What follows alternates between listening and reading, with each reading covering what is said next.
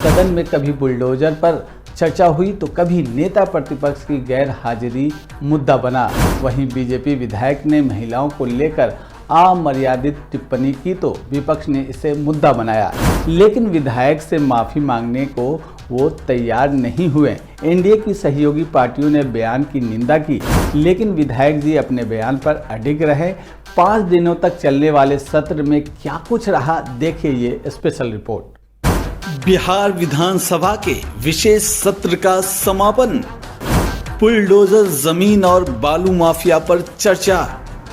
तेजस्वी की गैर हाजिरी को सत्ता पक्ष ने बनाया मुद्दा। बीजेपी विधायक प्रमोद कुमार के बिगड़े बोल। महिलाओं पर दिया विवादित बयान तो विपक्ष ने बनाया मुद्दा। बिहार विधानसभा का सत्र शुक्रवार को समाप्त हो गया। 5 दिनों के इस सत्र में जहां बुलडोजर, जमीन, शराब और बालू माफिया पर जमकर चर्चा हुई, वहीं डिप्टी सीएम सम्राट चौधरी और विजय कुमार सिन्हा ने सरकार की तरफ से मोर्चा संभाला। दूसरी तरफ सर्वजीत पासवान ने विपक्ष की तरफ से सरकार को घेरा। इस दौरान सीएम नीतीश कुमार ने भी सरकार की योजनाओं की जानकारी दी। तो आखिरी दिन 10वीं बार सीएम पद की शपथ लेने पर वर्ल्ड बुक ऑफ रिकॉर्ड्स की तरफ से विशेष सम्मान मिलने पर सभी नेताओं ने उन्हें बधाई दी। कार्यकाल माननीय मुख्यमंत्री नीतीश कुमार जी के बीते हैं और 10वीं बार मुख्यमंत्री किसी प्रदेश का बनना किसी देश में पहला ही हमको लगता है कि रिकॉर्ड है। और नीतीश कुमार जी की जो क्षमता है, उनके जो निष्ठा है, पूरी निष्ठा और योजना के साथ उन्होंने काम किया है और उसी का प्रतिफल है कि बिहार गति दे करके आगे बढ़ रहा है विकास की तरफ और गति पकड़ेगा माननीय मुख्यमंत्री जी के नेतृत्व में और खुशहाल बिहार होगा। खुशहाल बिहार है और आगे भी होगा। सदन में जब स्पीकर प्रेम कुमार ने तेजस्वी यादव का नाम पुकारा और वो अनुपस्थित रहे तो एनडीए ने शेम शेम के नारे लगाए। इन सब के बीच आखिरी दिन नीतीश सरकार से सबसे वरिष्ठ मंत्री विजेंद्र प्रसाद यादव ने लालू यादव का नाम लेते हुए आरजेडी की बिहार के विकास को लेकर जमकर क्लास लगाई। पैसे कहां से आएंगे, क्या क्या बोल रहे हैं। क्या वक्त था जब एक जमाने में बिहार का बंटवारा हुआ, जो भाषण होता था आलू लालू बालू बच गया बिहार क्या खाएगा। अब 25-26 हजार करोड़ का बजट था। मुख्यमंत्री नीतीश कुमार के ज्ञान, विज्ञान और ईमान ने इस बजट को 3 लाख करोड़ से अधिक बढ़ाया। आदमी में अगर ईमान हो, चरित्र हो, ज्ञान हो तो पैसे की कमी नहीं होती है। पैसे का प्रबंध किया जाता है, जनता से पैसे लेके जनता में ही खर्च किया जाता है। कोई चारा घोटाला और बालू घोटाला नहीं होता। महोदय, मुझे स्मरण है, मुझे और बात बोलिएगा तो और मैं पोल खोलूंगा। बैठिए। इसलिए अध्यक्ष महोदय, ईमान का संकट नीतीश कुमार में नहीं है, इसलिए पैसे का प्रबंध भी होगा। और आज देश में जीएसटी लागू हो गई है। जीएसटी लागू होने के बाद बिहार कंज्यूमर स्टेट है। जितनी ज़्यादा यहाँ बिक्री होगी, पैसे राज्य के खजाने में उतने आएंगे और भी उसको बेहतर प्रबंधन करके हम लोग पैसे जुटावेंगे और जो वादा माननीय मुख्यमंत्री जी का है, एक एक को पूरा करेंगे, ये गारंटी है। इन्हीं शब्दों के साथ मैं सभी को धन्यवाद देता हूँ और आग्रह करता हूँ कि इसे पास करने की कृपा की। बिहार के पूर्व मंत्री और आरजेडी विधायक आलोक मेहता ने बिहार विधानसभा के शीतकालीन सत्र के दौरान सरकार पर तीखा हमला बोला। उन्होंने पूरक बजट पर बोलते हुए सरकार की नीतियों से लेकर कई बातों पर सवाल उठाए। आलोक मेहता ने मुख्यमंत्री महिला रोजगार योजना के आगे बने रहने पर भी सवाल किए। सरकार विकास से ज्यादा राजनीतिक लाभ को ध्यान में रखकर निर्णय ले रही है। चुनाव को प्रभावित करने के लिए योजना बनाई जा रही है।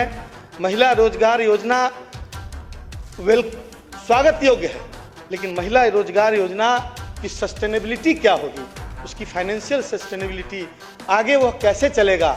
2 लाख रुपया आप हर महिला को कैसे देंगे।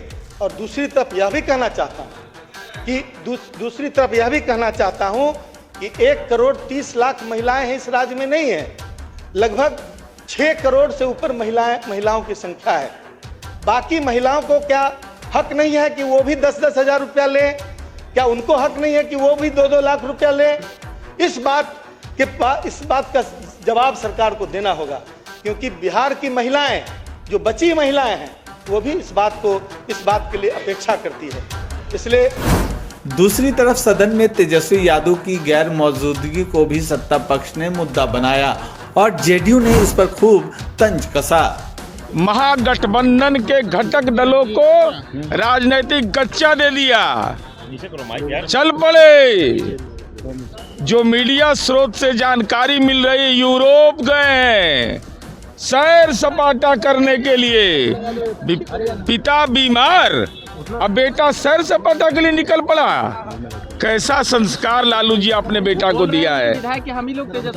नहीं, ऐसा हम नहीं कह सकते, इसलिए कि एक ही मात्र तेजस्वी यादव जिन पर 420 का आरोप है। सब कैसे आरजेडी के विधायक पर 420 का आरोप हो जाएगा? अगर इतना अगर नैतिक बल कमजोर है, आखिर है कहाँ तेजस्वी यादव? आप लोग कहीं खोज भाई, अब न्यायालय से अनुमति का तो मांग रहे हैं कि न्यायालय से अनुमति लिया है आपने? क्योंकि न्यायालय से आपको अनुमति है, सोशल मीडिया में डालिए। और यूरोप के किस देश में, किस शहर में, आपके साथ कौन कौन लोग हैं? तेजस्वी यादव के सदन में मौजूद नहीं रहने पर उपेंद्र कुशवाहा ने कहा कि उनका कोई इंटरेस्ट पब्लिक के काम से नहीं है। राजनीति में कैसे लाभ मिल जाए, बस इस बात की कोशिश रहती है। अगर इंटरेस्ट होता तो सदन चलते हुए प्रतिपक्ष का नेता गायब नहीं होता। यादव सदन से गायब है यूरोप की यात्रा। देखिए, उनको कोई इंटरेस्ट नहीं है पब्लिक के काम से, सिर्फ राजनीति में कैसे लाभ मिल जाए, बस इस बात की कोशिश रहती है। बाकी पब्लिक के काम से कोई इंटरेस्ट नहीं है, वरना इंटरेस्ट होता तो सदन चलते हुए प्रतिपक्ष का नेता ही गायब हो। तो देख लीजिए उनकी सोच क्या है। 50 लाख मतदाताओं का मतदाता सूची से नाम गायब है, बंगाल के रिपोर्ट में बताया जा रहा है। अब उसके बारे में हमको नहीं मालूम। बिहार विधानसभा सत्र के दौरान बीजेपी विधायक प्रमोद कुमार का कांग्रेस सांसद रेणुका चौधरी पर दिया बयान भी सुर्खियों में रहा। उन्होंने संसद में कुत्ते को लेकर पहुंचने पर अमर्यादित बयान दिया, लेकिन विधायक प्रमोद कुमार ने अपने बयान से माफी मांगने से इनकार कर दिया। चलो, मैं जितना बोल दिया हूँ हमारे साथ पूर्व मंत्री प्रमोद कुमार, क्यों इतना विवाद पैदा होगा, क्या हो गया? देखिए, लोकतंत्र के मंदिर में कुत्ता लेकर एक महिला रेणुका चौधरी गई, तो मैंने कहा कि पश्चिमी सभ्यता संस्कृति के आधार के ये काम हो रहे हैं, जो पश्चिमी सभ्यता संस्कृति में मंदिर में इस तरह का भाषा, आखिर इतना विवाद क्यों हो गया इस पे? ये ऐसा नहीं करना चाहिए। नारी मातृशक्ति होती है, माता के स्वरूप होती है। कुकुर के साथ ये लोकतंत्र के मंदिर में जाना कहीं से लाजिम नहीं है।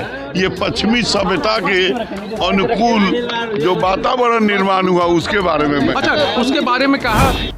विधायक प्रमोद कुमार के बयान पर सियासी संग्राम मचने पर एनडीए की सहयोगी पार्टी एलजेपीआर की विधायक संगीता देवी ने अफसोस जताया और बीजेपी विधायक को ऐसे बयान से बचने की नसीहत दी। देखिए, इस तरह के बयान से तो हम भी इसको ये करते हैं, क्योंकि बयान उस तरह का नहीं होना चाहिए। और रही बात उनका साथ वो रहते हैं, तो इस तरह का बयान उनको नहीं देना चाहिए। हम गठबंधन में रहते हुए इसको हम बात को हम खारिज भी करते हैं। कार्रवाई होनी चाहिए। आप लोग निंदा करते हैं महिलाओं को लेकर के, खास तरीके से एनडीए की सरकार जो है चाहती है कि हम काम महिलाओं को उत्थान की बात करें, तो महिलाओं के विकास की बात। देखिए, महिलाओं के लिए तो हमारी सरकार जो है, एनडीए की सरकार सोच रही है आगे के लिए। महिलाओं के उत्थान तो हो ही रहा है इसमें। महिला के लिए खास करके जो है हमारी सरकार आगे काम भी कर रही है। जिस तरह से महिलाओं को लेकर आगे बढ़ चढ़ के जो आरक्षण भी अभी जो कि सदन में भी बढ़ चढ़ के हिस्सा मिला है, और हम लोग भी पहुँचे हैं, नए सदस्य अभी हम लोग सदस्य के रूप में शामिल हुए हैं। तो हम सरकार को धन्यवाद भी देंगे, महिलाओं के लिए इतनी सोच रहे हैं। जहां एलजेपीआर ने महिलाओं पर दिए बयान पर खेद जताया, तो दूसरी तरफ जेडीयू विधायक कोमल सिंह इस सवाल से बचती नजर आईं। वो मीडिया के सवाल को टालते हुए आगे बढ़ गईं। देखिए, महिलाओं को सम्मान, महिलाओं के विकास का काम ये एनडीए की सरकार ने करने का किया है। ये एनडीए की सरकार ने महिलाओं को आगे बढ़ाने का काम किया है। प्रमोद कुमार जो बीजेपी के विधायक नहीं, बीजेपी हो, जेडीयू हो, लोक जनशक्ति पार्टी हो, हम हो, जितनी भी पार्टीज हैं एनडीए की पांचों पार्टी, वो लगातार महिलाओं को आगे बढ़ाने के लिए काम कर रही है, करती आई है और आगे भी करेगी।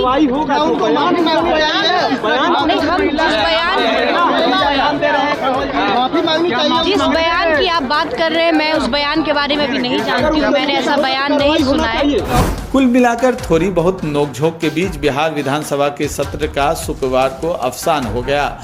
विधानसभा अध्यक्ष प्रेम कुमार ने सभी सदस्यों को आने वाले नए साल की अग्रिम शुभकामनाएं देते हुए सत्र को अनिश्चितकालीन के लिए स्थगित कर दिया।